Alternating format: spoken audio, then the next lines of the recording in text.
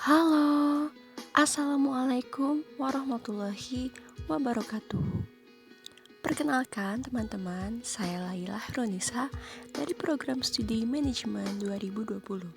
Pada kesempatan kali ini, saya akan membagikan informasi mengenai korupsi. Teman-teman, korupsi sendiri merupakan sebuah tindakan pejabat publik yang secara sengaja dan tidak legal menyalahgunakan kepercayaan publik yang dikuasakan kepada mereka untuk mendapatkan keuntungan sepihak. Perilaku korupsi ini dapat muncul karena faktor internal dan juga faktor eksternal. Faktor internalnya diantaranya terjadinya kualitas moral dan integritas setiap individu yang rendah, kehimpitan ekonomi, gaji yang terbilang rendah yang tidak sesuai dengan pekerjaan, serta sifat tamak atau rakus.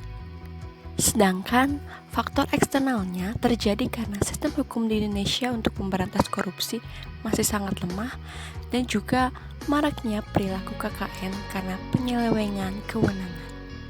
Selanjutnya, para peneliti Indonesia Corruption Watch atau ICW mengatakan terdapat 169 kasus korupsi selama periode semester 1 tahun 2020. Hal ini ia katakan berdasarkan pemantauan yang dilakukan ICW sejak 1 Januari hingga 30 Juni 2020. Nah, mungkin ada yang bertanya-tanya nih, hukuman apa sih yang didapatkan oleh seorang koruptor? Nah, hal ini ditegaskan dalam pasal 2 ayat 1 Undang-Undang Tipikor yang menyebutkan bahwa setiap orang yang secara melawan hukum melakukan perbuatan memperkaya diri sendiri atau orang lain atau suatu korporasi yang dapat merugikan keuangan negara atau perekonomian negara dipidana penjara dengan penjara seumur hidup atau pidana penjara paling singkat 4 tahun dan paling lama 20 tahun dan denda paling sedikit yaitu 200 juta rupiah dan paling banyak 1 miliar rupiah.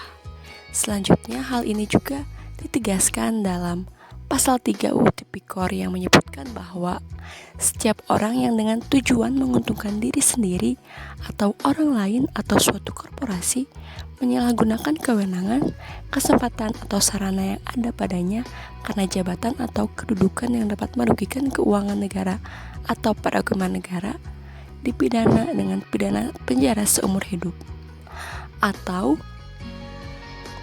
pidana penjara paling sedikit 1 tahun dan paling lama 20 tahun dan atau denda paling sedikit 50 juta rupiah dan paling banyak 1 miliar rupiah. Nah teman-teman, perilaku korupsi ini harus dicegah dan juga dihindari. Mencegah korupsi merupakan suatu pekerjaan yang berat untuk dilakukan. Namun, pekerjaan memberantas korupsi harus dilakukan secara bersama-sama dan membutuhkan komitmen yang nyata dari pimpinan tertinggi.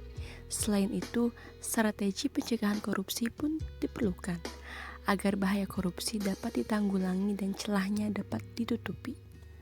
Hal ini juga telah dipaparkan oleh Lili Pintauli selaku pihak dari KPK yang memaparkan bahwa terdapat teori fraud triangle theory atau teori segitiga fraud. Menurutnya, kecenderungan seseorang melakukan korupsi disebabkan oleh 3 faktor, yakni pressure atau dorongan, opportunity atau peluang, dan rationalization atau pembenaran. Dalam paparannya tersebut, Lili juga mengusulkan strategi pencegahan korupsi, yaitu intervensi dengan memperbaiki sistem dan memperbaiki perilaku pegawainya. Lalu, dia membagikan 3 tahapan strategi yang dapat digunakan. Pertama, strategi jangka pendek dengan memberikan arahan dalam upaya pencegahan. Kedua, strategi menengah berupa perbaikan sistem untuk menutupi celah korupsi. Ketiga, strategi jangka panjang dengan mengubah budaya.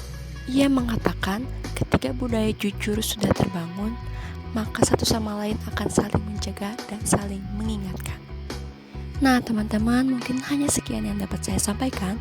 Semoga bermanfaat. Wassalamualaikum warahmatullahi wabarakatuh.